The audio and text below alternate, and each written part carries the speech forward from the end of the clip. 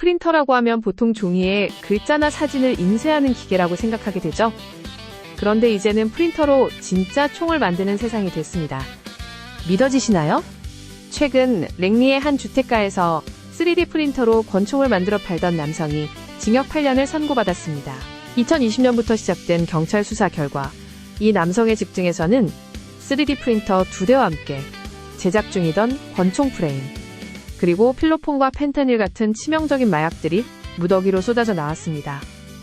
도대체 3D 프린터가 뭐길래 총까지 만드냐고요? 우리가 보통 사용하는 프린터는 잉크를 넣어서 문서를 만드는 일을 하지만 3D 프린터는 플라스틱이나 레진, 심지어 금속 가루를 녹여서 층층이 쌓아 올리는 방식으로 원하는 물건을 만들어냅니다.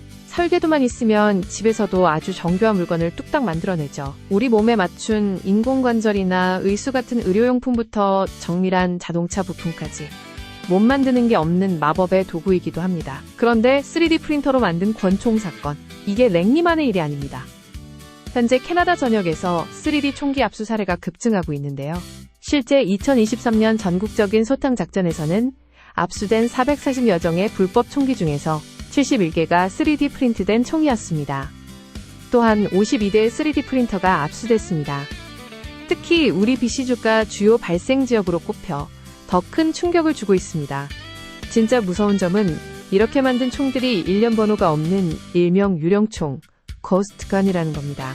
번호가 없으니 경찰이 추적하기가 불가능에 가깝거든요.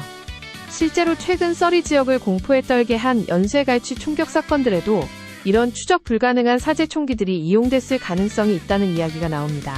상황이 이렇다 보니 전문가들 사이에서 총기 설계도 공유 금지는 물론 고성능 3D 프린터나 특수 원료 구매자에 대한 자격 신고제를 도입해야 한다는 의견이 힘을 얻고 있죠. 게다가 이런 총들은 공장에서 만든 게 아니라서 발사 중에 폭발할 위험도 큽니다.